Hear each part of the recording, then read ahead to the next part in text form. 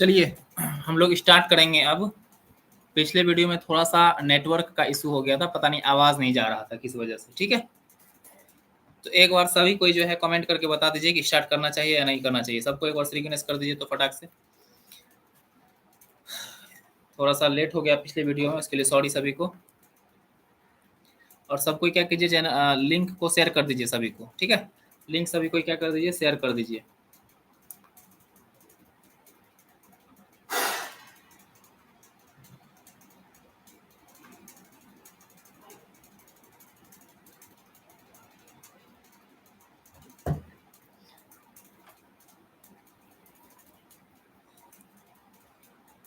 चलिए, तो हम लोग पिछले वीडियो में जो हम लोग पढ़े थे, पिछले क्लास में कहाँ तक पढ़े थे?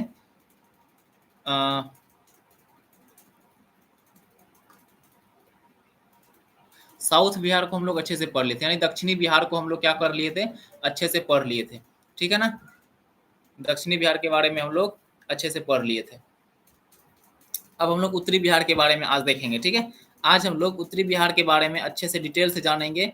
ठीक है ना, हम लोग पिछले वीडियो में कहाँ तक पढ़ लिए थे? कैमूर को पढ़ लिए थे, रोहतास पढ़ लिए, औरंगाबाद, गया, नवादा ये सब पढ़ लिए थे। ठीक है, जमुई के बारे में जान गए थे, भागलपुर जान गए थे। ठीक है, मुंगेर के बारे में जान गए थे। यहाँ पर योग विश्वविद्यालय है, क्या है यहाँ? योग विश्वविद्यालय है। आज योग 21 जून को विश्व योग दिवस भी है, इसलिए आपको याद दिला दिए। ठीक है, गंगा नदी बिहार में बक्सर में प्रवेश करती है, ये भी बता दिए थे। बिहार के 12 जिलों से होकर के गुजरती है। कितने जिलों से होकर के गुजरती है बिहार में? 12 जिले से होकर के गंगा नदी गुजरती है। ठीक है, बिहार में 12 जिले से होकर के गंगा नदी गुजरती है। याद रखना है आप लोगों को। खगड़िया के बाद ये भागलपुर है, इस तरह से कटिहार में होकर के गुजर जाती है पूर्णिया। ठीक है, तो हम लोग देखेंगे आज इससे आगे। हम लोग कहाँ तक देख लिए थे? बेगूसराय के बारे में देख लिए थे, बेगूसराय में देख लिए थे, बेगूसराय को भी पढ़ लिए थे। बेगूसराय के बाद अब हम लोग पढ़ेंगे जो कि उत्तरी बिहार के बारे में पढ़ेंगे। सब कुछ क्लियर है? एक बार सभी कोई कमेंट कर दीजिए, सब कुछ क्लियर है तो। सब कुछ अगर क्लियर है तो आवाज क्लियर है तो एक बार कमेंट कर दीजिए सभी कोई। ठीक है, चलिए, तो आज हम लोग क्या पढ़ेंगे, कहाँ पे पढ़ेंगे? आज हम लोग पढ़ेंगे पश्चिमी चंपारण, पूर्वी चंपारण, यानी कि उत्तर वाला इलाका पढ़ेंगे। बिहार का उत्तर वाला, जो बिहार के बीचों बीच से गंगा नदी गुजरती है, और गंगा नदी के ऊपर वाला इलाका क्या कहलाता है? उत्तरी बिहार। क्या कहलाता है ये कहलाता है उत्तरी बिहार। और नीचे वाला इलाका क्या कहलाता है? दक्षिणी बिहार। तो हम लोग आज उत्तरी बिहार के बारे में पढ़ना शुरू करेंगे। ठीक है, उत्तरी बिहार में जो मुख्य मुख्य जिले हैं उत्तरी बिहार के, उसके बारे में जानने का प्रयास करेंगे। ठीक है, ये है पश्चिमी चंपारण। ये क्या है? पश्चिमी चंपारण, इसको कहते हैं पश्चिम चंपारण। ठीक है, पश्चिम चंपारण। यहाँ पर गन्ना सबसे ज्यादा होता है। बिहार में अगर सबसे ज्यादा गन्ना होता है तो कहाँ होगा? बिहार में सर्वाधिक गन्ना का उत्पादन कहाँ होता है? बिहार में सर्वाधिक गन्ना कहाँ होता है? तो पश्चिम चंपारण में होता है। बिहार में सर्वाधिक गन्ना कहाँ होता है? पश्चिम चंपारण। कुछ नहीं दिख रहा है सर? अच्छा, कमेंट कीजिए। अब आप लोगों को दिख रहा होगा, अब दिख रहा होगा आप लोगों को। ठीक है, अब आप लोगों को दिख रहा होगा। हम एक मिनट चेक कर लेते हैं। चलिए, दिख रहा है अब अच्छे से दिख रहा है, कोई दिक्कत नहीं है। अब सब कुछ क्लियर है, अब सब कुछ क्लियर है। ठीक है,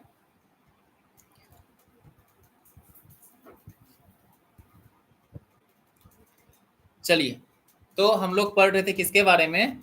हम बता रहे थे आपको कि दक्षिण बिहार जो है, कल हम लोग पढ़ लिए थे, बक्सर के बारे में पढ़ लिए थे। नेटवर्क नहीं है क्या? चलिए ठीक है, तो हम लोग किसके, दक्षिणी बिहार में लगभग सब कुछ पढ़ लिए थे। अब हम लोग उत्तरी बिहार के बारे में पढ़ेंगे। किसके बारे में पढ़ेंगे? उत्तरी बिहार के बारे में पढ़ेंगे।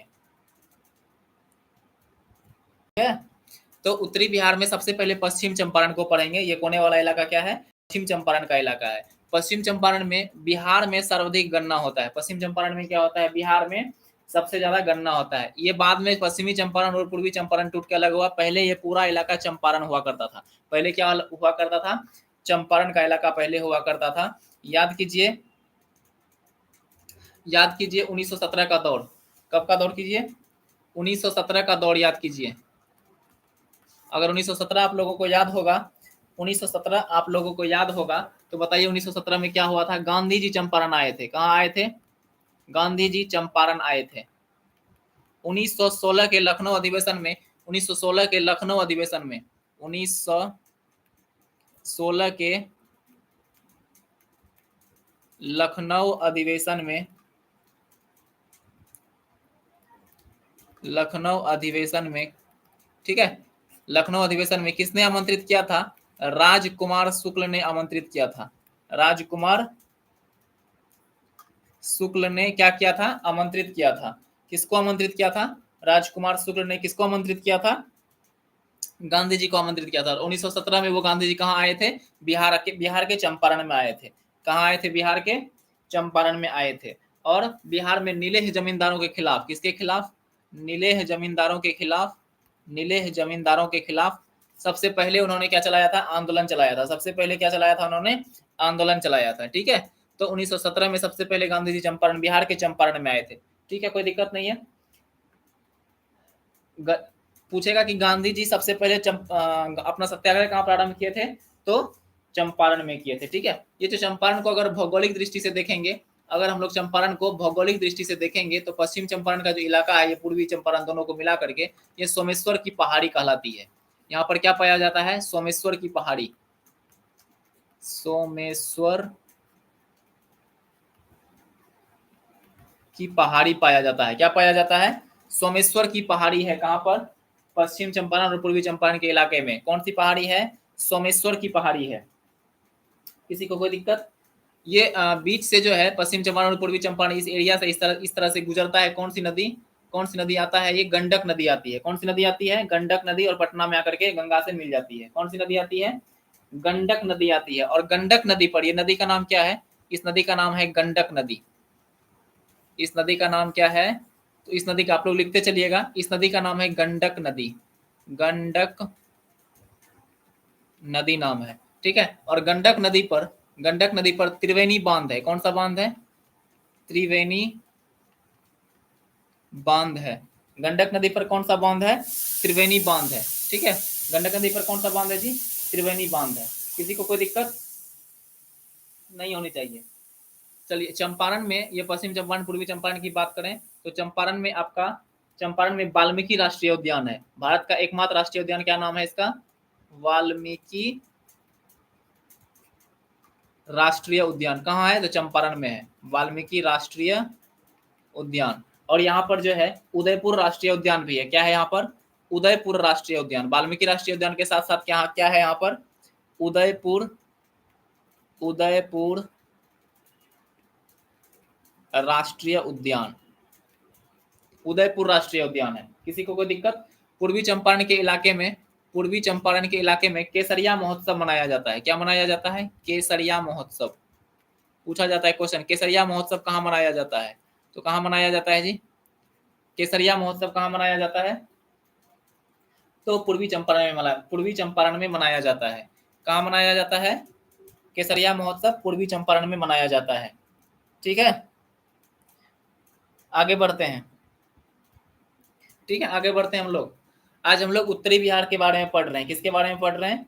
उत्तरी बिहार के बारे में अच्छे से पढ़ रहे हैं। ठीक है ना, तो आप लोग नोट्स बनाते चलिएगा। जहां समझ में नहीं आएगा वीडियो को दोबारा देख लीजिएगा बाद में, और क्या कीजिएगा, इसको नोट्स बनाते चलिएगा। ठीक है, नालंदा के बारे में हम लोग पढ़े थे। नालंदा में क्या है? नालंदा विश्वविद्यालय है। नालंदा में क्या है? नालंदा विश्वविद्यालय। कल पढ़ा दिए थे इसके बारे में। चलिए आगे बढ़ते हैं। चंपारण पढ़ा दिए। चंपारण के बगल में आप देखिए तो क्या दिख रहा है आप लोगों को? चंपारण के बगल में दिख रहा होगा सीतामढ़ी। चंपारण के बगल में क्या है? सीतामढ़ी है। चंपारण के बगल में क्या है? तो सीतामढ़ी है। सीतामढ़ी। ठीक है, ये सीतामढ़ी, यहाँ से ये वाला इलाका, ये पूरा क्या कहलाता है? मिथिला कहलाता है। ये वाला इलाका क्या कहलाता है? मिथिला, जिसको मिथिलांचल भी कहते हैं। मिथिलांचल। ठीक है, बहुत ही प्यारा जगह है बिहार का। बिहार का बहुत ही प्यारा जगह, गाँव का एरिया कहलाता है। ये बहुत ही शानदार जगह है। ठीक है, तो मिथिलांचल कहाँ पर है? तो बिहार, उत्तरी बिहार को हम लोग मिथिलांचल कहते हैं, ऊपर वाला इलाका को। ये सीतामढ़ी, मधुबनी, सुपौल, अररिया, किशनगंज, मधेपुरा, सहरसा, दरभंगा, ठीक है, मुजफ्फरपुर, ये सब क्या कहलाता है आपका? ये सारा मिथिलांचल कहलाता है। कोई दिक्कत है किसी को? तो मिथिलांचल का जिला ये सब कहलाता है। ठीक है, सीतामढ़ी में माता सीता का जन्म स्थल है। आप लोग जानते होंगे, माता सीता का क्या है? जन्म स्थल है। जन्म स्थल है। बताइएगा आप लोग, कमेंट करके बताइए। तो रेल इंजन मरम्मत कारखाना कहाँ पर है? कल पढ़ा दिए हैं। रेल इंजन, क्वेश्चन है रेल इंजन मरम्मत कारखाना, रेल इंजन मरम्मत कारखाना कल पढ़ाए हैं। कहाँ पर है रेल इंजन मरम्मत कारखाना? कहाँ पर है? कमेंट करके बताइए। तो रेल इंजन मरम्मत कारखाना कहाँ पर है? कमेंट कीजिए सभी कोई।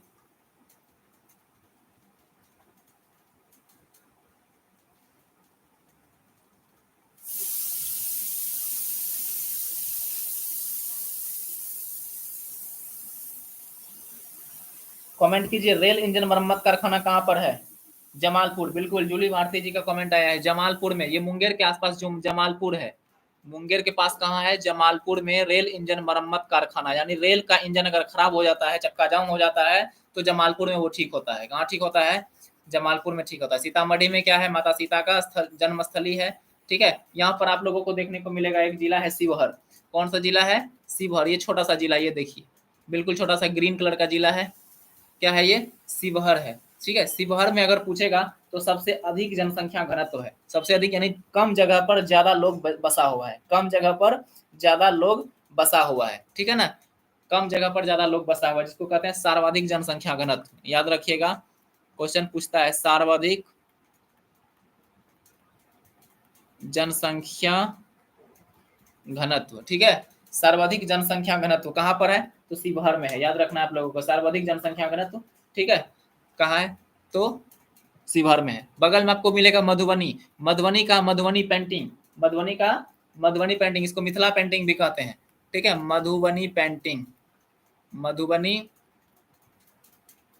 पेंटिंग बहुत वर्ल्ड फेमस है। ये क्या है? ये वर्ल्ड फेमस है। ये मधुबनी पेंटिंग मिथिलांचल का, ये हृदय, मिथिलांचल का जो है ना, ये पहचान कहलाता है, मिथिला का पहचान कहलाता है। क्या? मधुबनी पेंटिंग। ठीक है, बहुत ज्यादा फेमस है मधुबनी पेंटिंग। आप लोग देखे होंगे, जो नहीं देखे होंगे गूगल करके बताइएगा। ठीक है, देख करके देखिएगा कैसा लगता है मधुबनी पेंटिंग। तो बहुत ज्यादा फेमस है, हर जगह आपको रेलवे स्टेशन वगैरह पर और किसी भी जगह पर देखने को मिलेगा, देखने को मिलेगा। आपको क्या मिलेगा? क्या मिलेगा? तो मधुबनी पेंटिंग मिलेगा। किसी को कोई दिक्कत? मधुबनी को जो है मिथिलांचल का हृदय कहते हैं। क्या कहते हैं? मिथिलांचल का हृदय, यानी मिथिलांचल का दिल कहते हैं। मधुबनी को क्या कहते हैं? मिथिलांचल का हृदय या दिल कहते हैं। किसी को कोई दिक्कत? मिथिलांचल का हृदय या मिथिलांचल का क्या कहते हैं? दिल कहते हैं। ठीक है, ये जो मधुबनी पेंटिंग है, मधुबनी पेंटिंग है, इसमें महिला प्रधान रहता है। ठीक है, इसमें जो फोटो बनाया जाता है, ये महिला प्रधान फोटो बनाया जाता है। कैसा प्रधान? तो महिला प्रधान फोटो बनाया जाता है, महिलाओं का ज्यादा जिक्र रहता है इस फोटो में। इसके पेंटिंग में ग्रामीण शैली दिखाया जाता है। क्या? कौन सी शैली दिखाया जाएगा? तो ग्रामीण शैली दिखाया जाएगा, ग्रामीण शैली दिखाया जाएगा। यानी शहर के बारे में जिक्र कम करेगा, ग्रामीण के बारे में बताएगा, और महिलाओं का जिक्र ज्यादा रहता है इसके चित्र में। ठीक है, कोई दिक्कत? किसी को कोई दिक्कत नहीं ना? चलिए, दरभंगा है बगल में आपको, ये भी मिथिलांचल का इलाका कहलाता है, दरभंगा।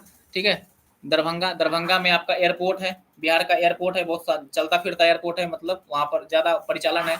अगर कहीं से आपको जाना है तो दरभंगा में जा सकते हैं। अभी कल कैबिनेट में घोषणा हुआ है, कौन कौन से जिले में, कमेंट करके बताइए। तो किस किस जिले में, क्या कहते हैं, बिहार के कैबिनेट में जो घोषणा हुआ है, किस किस जिले में मेट्रो सिटी बनाया जाएगा, मेट्रो शहर, यानी कि मेट्रो का जो परिचालन होना है बिहार के किस किस नए जिले, किस किस जिले में चालू होगा। पटना में तो काम चल रहा है, लेकिन स्टार्ट वहां भी नहीं हुआ है।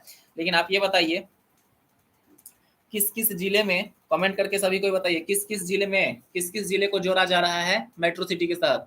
मेट्रो कहाँ कहाँ जोड़ा जा रहा है? सबसे पहले गया में जोड़ा जा रहा है। गया से कहाँ जोड़ा जाएगा? ये भागलपुर को जोड़ा जाएगा।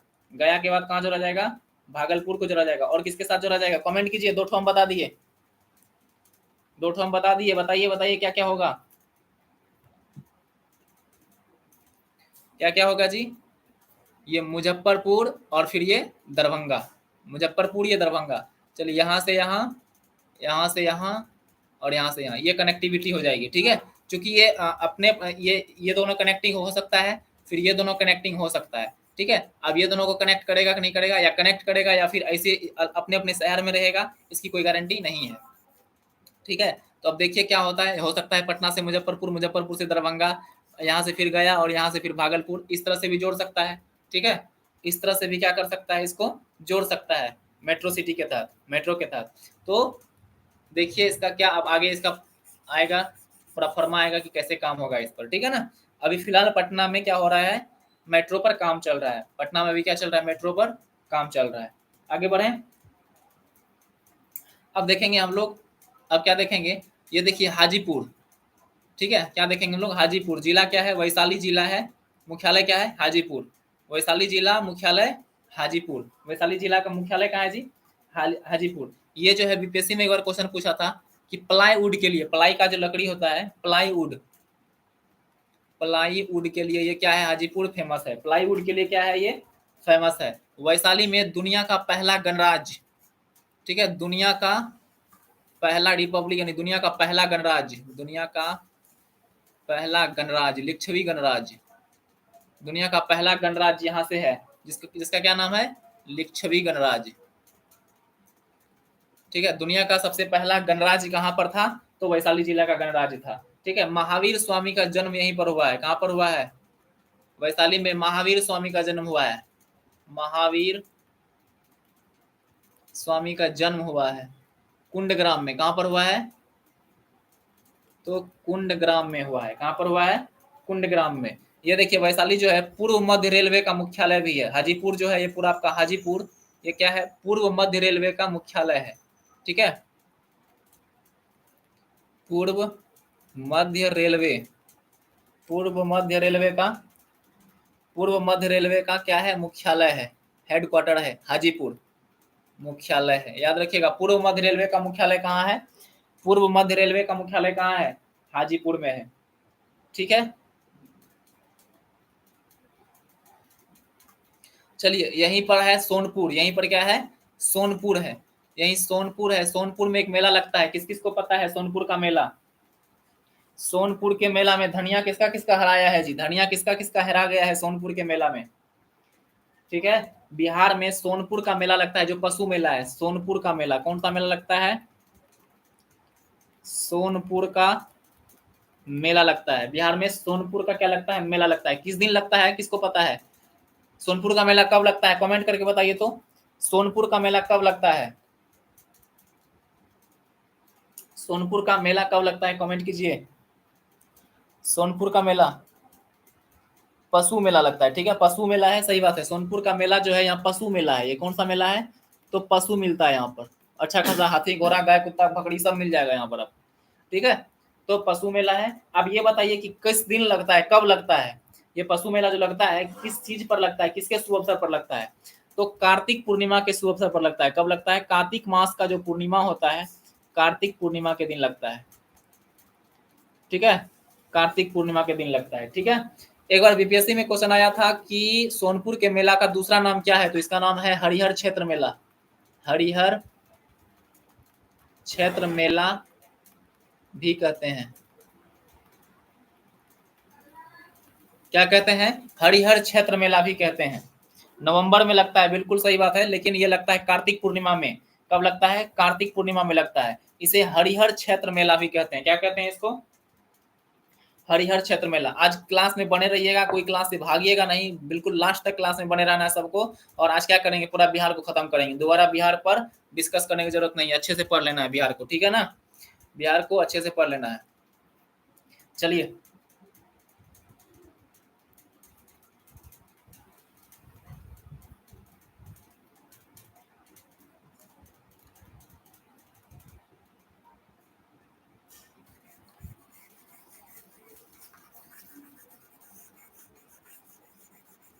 चलिए आगे देखेंगे दरभंगा, आगे दरभंगा कहते हैं, सॉरी नालंदा, क्या देखेंगे, नालंदा देखेंगे। ये नालंदा जिला है आपका, दिख रहा होगा, दुनिया का सबसे पुराना विश्वविद्यालय क्या है यहाँ पर, दुनिया का सबसे पुराना विश्वविद्यालय, अभी हाल फिलहाल इसका क्या होने वाला है, इसका पुनर्निर्माण हो रहा है, दुनिया का सबसे पुराना विश्वविद्यालय है ये, दुनिया का सबसे पुराना क्या है, विश्वविद्यालय है। किसी को कोई दिक्कत, किसी को कोई दिक्कत नहीं ना, दुनिया का सबसे पुराना विश्वविद्यालय है नालंदा, ठीक है। चलिए ये सारण सिवान के आसपास छपरा एक जिला छपरा है, जगह का नाम क्या है? छपरा। ठीक है, यहाँ पर क्या है? छपरा। तो छपरा में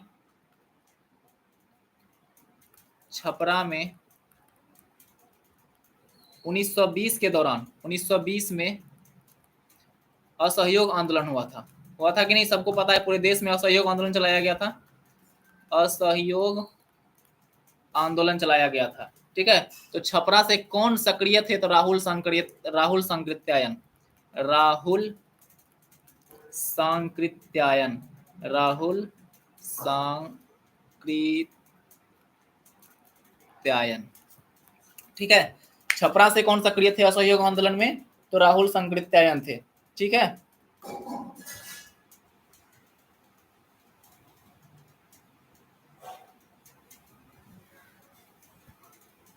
चलिए आगे बढ़े। राहुल सांकृत्यायन छपरा में असहयोग आंदोलन से क्या थे? सक्रिय थे। कोई दिक्कत? चलिए यहाँ है, देखिए सिवान। ये देखिए सिवान दिख रहा है बगल में, छपरा के बगल में, यहाँ सारण के बगल में दिख रहा होगा सिवान। कौन सा जिला है ये? सिवान। सिवान में एक जगह है जिसका नाम है जीरादेही। क्या नाम है? सिवान में एक जगह है जिसका नाम है जीरादेही। जीरादेही। जीरादेही के कौन थे? डॉक्टर राजेंद्र प्रसाद थे। कौन थे? डॉक्टर राजेंद्र प्रसाद थे। ठीक है, बिहार के प्रथम राष्ट्रपति थे। कौन थे? बिहार के प्रथम राष्ट्रपति थे डॉक्टर राजेंद्र प्रसाद। ठीक है, और संविधान सभा के अस्थायी अध्यक्ष भी थे। कौन थे? हम आपको पढ़ाएंगे आगे। संविधान सभा के अस्थायी अध्यक्ष थे। कौन थे? डॉक्टर राजेंद्र प्रसाद थे।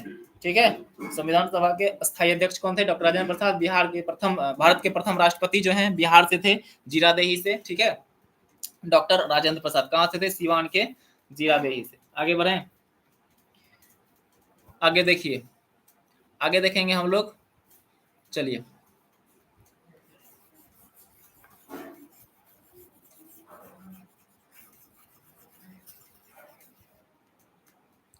यहाँ देखिए, आप लोगों को मिलेगा मुजफ्फरपुर। सिवान के बगल में क्या मिलेगा?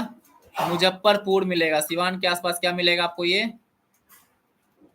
मुजफ्फरपुर मिलेगा। सिवान के बगल में क्या मिलेगा? मुजफ्फरपुर। मुजफ्फरपुर किसके लिए फेमस है? तो लीची के लिए फेमस है। बिहार में लीची के लिए क्या फेमस है? तो मुजफ्फरपुर फेमस है। बिहार में लीची के लिए क्या फेमस है? तो मुजफ्फरपुर फेमस है। वीडियो को सभी कोई लाइक कर दीजिए। अभी पढ़ते पढ़ते सब कोई वीडियो को लाइक कीजिए। तो सभी कोई वीडियो को एक बार लाइक कर दीजिए। सभी कोई वीडियो को सभी कोई क्या कीजिएगा? एक बार लाइक कर दीजिए। मुजफ्फरपुर में ही याद कीजिए 1908 का दौर। मुजफ्फरपुर में क्या याद कीजिएगा? 1908 का दौर। मुजफ्फरपुर बम कांड हुआ था। क्या हुआ था? मुजफ्फरपुर बम कांड। ठीक है, किंग्स फोर्ड पर बम फेंका गया था। किस पर बम फेंका गया था? किंग्स फोर्ड पर बम फेंका गया था। किंग्स फोर्ड पर बम फेंका गया था। किसने फेंका था? तो प्रफुल्ल चाकी और खुदीराम बोस ने फेंका था, जिसमें कि खुदीराम बोस को फांसी मिल गई थी और प्रफुल्ल चाकी क्या कर लिए थे? भागकर आत्महत्या कर लिए थे। ठीक है, आप लोगों को याद होना चाहिए। ठीक है, पहली बार जो है दूरदर्शन का केंद्र, यानी टीवी देखने के लिए दूरदर्शन केंद्र जो स्थापित किया गया था, तो मुजफ्फरपुर में किया गया था। ये कब किया गया था? तो 1978 में किया गया था। 1978 में सर्वप्रथम दूरदर्शन केंद्र, सर्वप्रथम दूरदर्शन का केंद्र क्या किया गया था? सर्वप्रथम दूरदर्शन का केंद्र, दूरदर्शन केंद्र सर्वप्रथम 1978 में टीवी देखने के लिए दूरदर्शन का केंद्र कब स्थापित किया गया था? मुजफ्फरपुर में 1978 में। ठीक है, याद रहेगा सबको? सबको याद रहेगा? चलिए आगे बढ़ते हैं। मुजफ्फरपुर के पास देखिएगा दरभंगा पढ़ लिए हैं वैसा। ये देखिए समस्तीपुर। ये देखिए समस्तीपुर दिख रहा है। समस्तीपुर दिख रहा है आप लोगों को? समस्तीपुर जिला है ये। क्या जिला है? समस्तीपुर में एक जगह है पूसा। समस्तीपुर में एक जगह का नाम है पूसा। क्या नाम है? पूसा।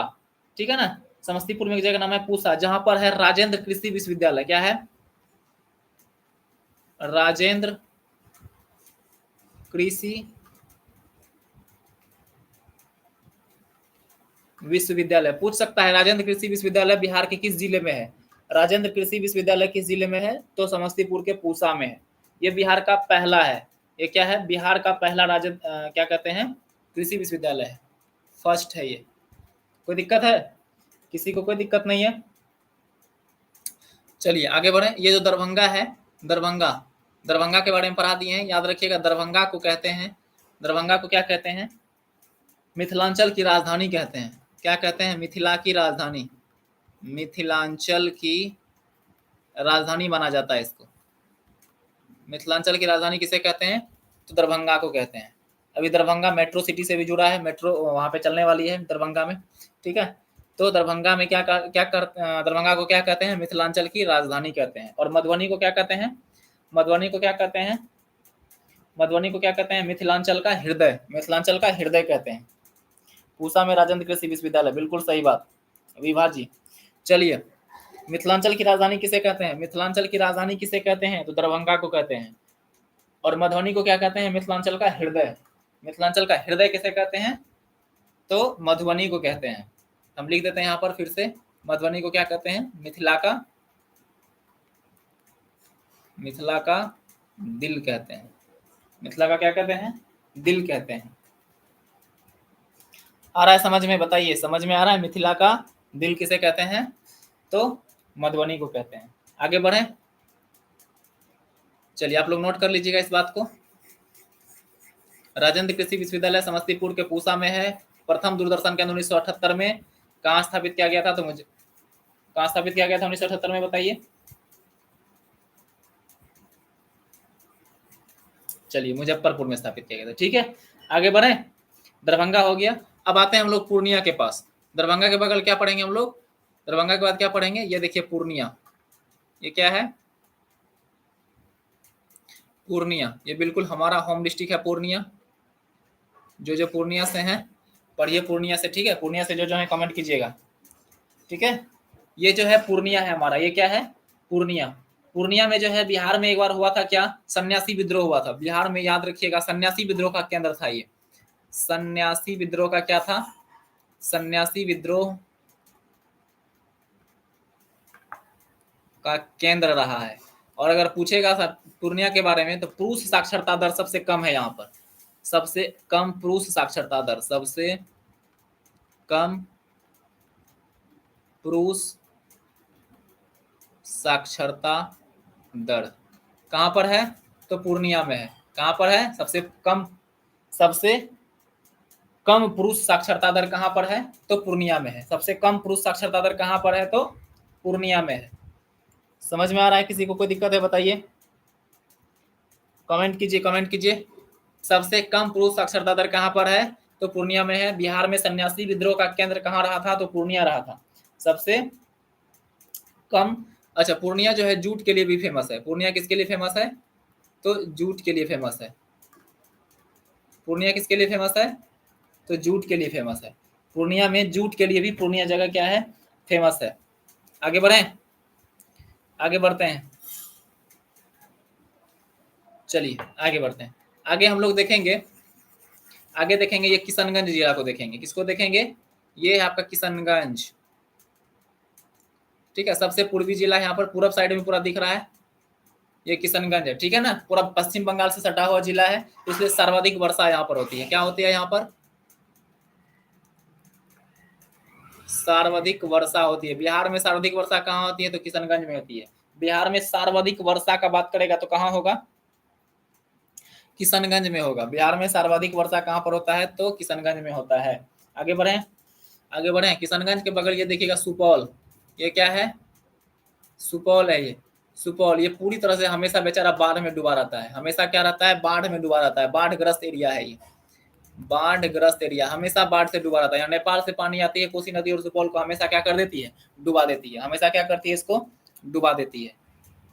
कोई दिक्कत? सबसे ज्यादा जो है बाढ़ ग्रस्त एरिया कौन सा है? सुपौल है। मधेपुरा, सुपौल के बगल में देखिए नीचे आपको यहाँ मधेपुरा मिलेगा, ठीक है। मधेपुरा, सहरसा, सुपौल, अररिया, ये सब एकदम क्या कहते हैं? पड़ोसी जिला है, एकदम अच्छा जिला है, ठीक है। तो मधेपुरा जो है, ये जो मधेपुरा है, मधेपुरा में है रेल इंजन कारखाना है। यहाँ क्या है? रेल इंजन कारखाना, लोकोमोटिव यानी कि रेल का जो कारखाना, रेल में जो इंजन यूज होता है उसका कारखाना कहाँ पर है, तो मधेपुरा में। अभी भारत का और दुनिया का सबसे ज्यादा पावरफुल रेल इंजन, भारत का सबसे ज्यादा पावरफुल इंजन, ठीक है, भारत का सबसे ज्यादा पावरफुल इंजन बनाया गया है कहाँ पर, तो मधेपुरा में, ठीक है। भारत का सबसे बड़ा, सबसे ज्यादा, भारत का सबसे ज्यादा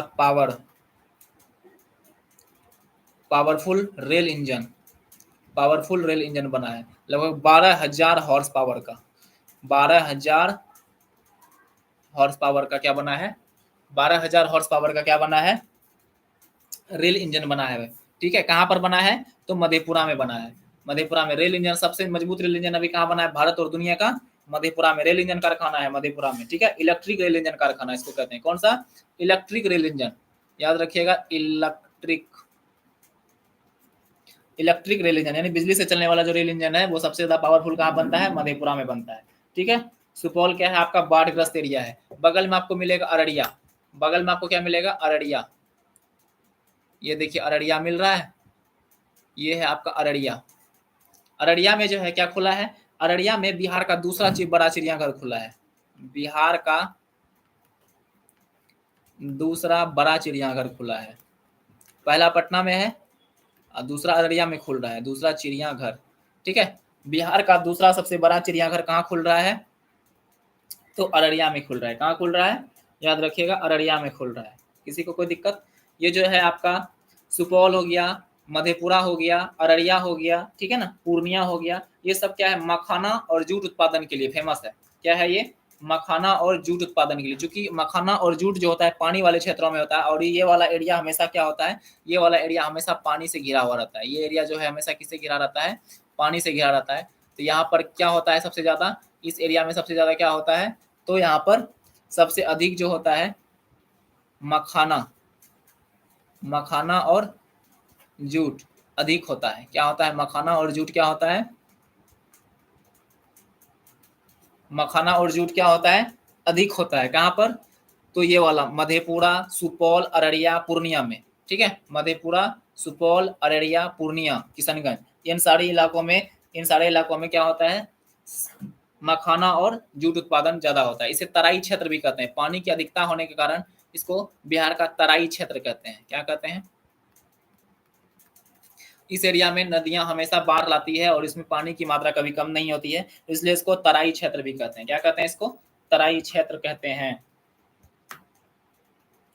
अगर पूछेगा सर्वाधिक साक्षरता, सबसे ज्यादा साक्षरता बिहार में किस जिला में, तो रोहतास में है, कहाँ है, रोहतास में सबसे सर्वाधिक साक्षरता, सर्वाधिक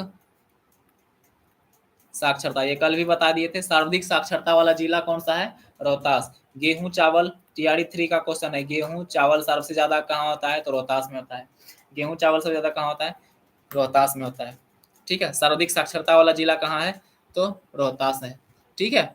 आगे बढ़ेंगे,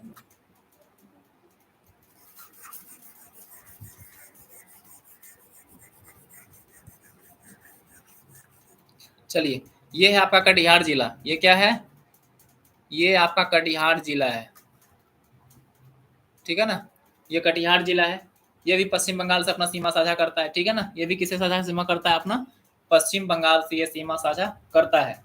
तो कटिहार में जो है बिहार का सबसे बड़ा नम भूमि का क्षेत्र है, यानी नम भूमि मतलब गीला भूमि, आर्द्र भूमि जिसे कहते हैं। यहाँ पर गोगा भील झील है, ये क्या है, यहाँ पर गोगा बिल झील, गोगाबिल झील कटिहार में है।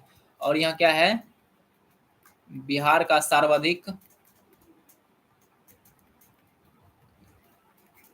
बड़ा नम भूमि क्षेत्र, नम भूमि क्षेत्र, आप लोग लिख लीजिएगा इस बात को, बिहार का सर्वाधिक नम भूमि क्षेत्र बड़ा कहाँ पर है, तो कटिहार में है, ठीक है। हम लोग क्या कर लिए हैं, मुख्य जिलों को अच्छे तरीके से हम लोग देख लिए हैं, हम लोग क्या देख लिए, मुख्य जिलों को अच्छी तरीके से देख लिए। इसमें जो भी छूटा है, जो भी बचेगा, हम अगले वीडियो में इसको पूरा कंप्लीट करेंगे, ठीक है। एक चीज याद रखिएगा, विश्व स्तर पर जियोग्राफिकल और एग्रीकल्चर सर्वे हुआ, पूरे विश्व स्तर पर ज्योग्राफी के तौर पर और एग्रीकल्चर यानी कृषि के तौर पर सर्वे जब हुआ तो उसमें बिहार की भूमि सर्वाधिक, बिहार की भूमि दुनिया में सबसे ज्यादा उपजाऊ है। बिहार की भूमि दुनिया में सर्वाधिक उपजाऊ है। क्या है? सर्वाधिक उपजाऊ है।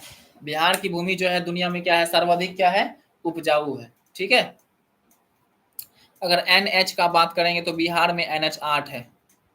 बिहार में NH की संख्या कितनी है? तो 8 है। बिहार में कितने NH गुजरते हैं? तो 8 NH है। ठीक है। किसी को कोई दिक्कत? बिहार का जलवायु अगर पूछेगा, ठीक है, आपको बताते हैं। बिहार NH जब पढ़ाएंगे तो हम वो भी बताएंगे बिहार में कहाँ से गुजरता है। ठीक है। तो बिहार में अभी फिलहाल जीके की तरह याद कर लीजिए। बिहार में जलवायु कैसी है? तो मानसूनी है। कैसी जलवायु है? याद रखना है आप लोगों को। बिहार की जलवायु कैसी है? तो मानसूनी है। ठीक है। और ये देखिए गंगा का दक्षिण वाला इलाका जो है, ये बीच से गंगा जा रहा है, ये गंगा है, और ये वाला एरिया लाल मिट्टी का बना हुआ है। कैसा है इधर? ये पूरा इधर जो है ये वाला एरिया लाल मिट्टी है। ये क्या है? लाल मिट्टी। यानी गंगा के दक्षिण वाला इलाका क्या कहलाता है? लाल मिट्टी भरा हुआ है। यहाँ पर क्या है? लाल मिट्टी की अधिकता पाई जाती है। कोई दिक्कत नहीं है? किसी को कोई समस्या? एक बात याद रखिएगा, पटना में पटना यूनिवर्सिटी है। पटना में पटना यूनिवर्सिटी, पटना विश्वविद्यालय, पटना विश्वविद्यालय का स्थापना 1917 में हुआ है।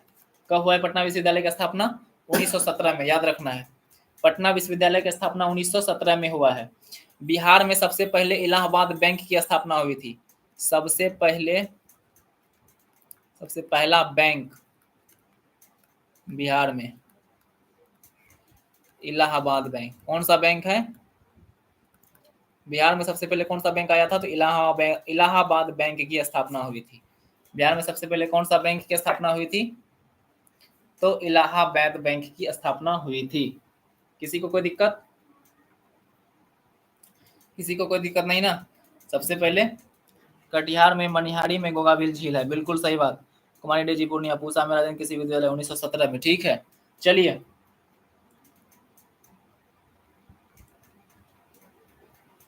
बिहार में जो है बैसाख पूर्णिमा के दिन, कौन सा दिन? बैसाख का जो पूर्णिमा होता है, जो अभी हाल फिलहाल बीता है, बैसाख मास का जो पूर्णिमा होता है, इस दिन हम लोग क्या मनाते हैं? बुद्ध पूर्णिमा मनाते हैं। कौन सा पूर्णिमा मनाते हैं? बुद्ध पूर्णिमा मनाते हैं। बैसाख के पूर्णिमा के दिन कौन सा पूर्णिमा मनाते हैं? तो बुद्ध जयंती मनाते हैं, यानी बुद्ध पूर्णिमा। ठीक है, या इसको बुद्ध जयंती भी कहते हैं। इसको क्या कहते हैं? बुद्ध जयंती भी कहते हैं। बिहार में जो है, बिहार के चंपारण में, कहां पर? बिहार के यहाँ पर, याद रखिए यहाँ पर, ये बिहार का चंपारण में, चंपारण में राजेंद्र प्रसाद ने, किसने? राजेंद्र प्रसाद ने 6 अप्रैल 1930 को नमक कानून का क्या किया था? नमक सत्याग्रह किया था। क्या किया था? नमक सत्याग्रह का नेतृत्व किया था। पूछेगा राजेंद्र प्रसाद जो है नमक सत्याग्रह का नेतृत्व कहाँ से किया था? तो चंपारण के इलाके से किया था। कहाँ से किया था? चंपारण के इलाके से किया था। किसी को कोई दिक्कत? किसी को कोई दिक्कत नहीं होना चाहिए। ठीक है।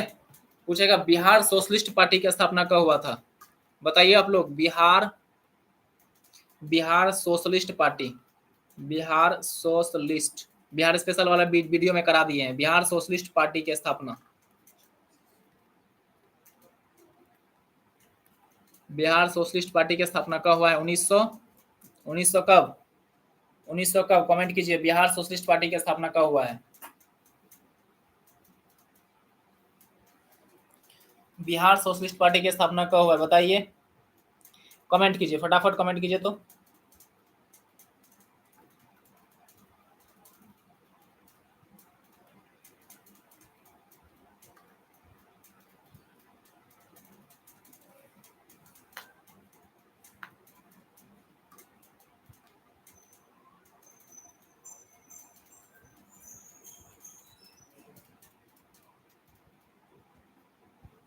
कमेंट कीजिए कब हुआ है बिहार सोशलिस्ट पार्टी की स्थापना, बढ़ा दिए हैं।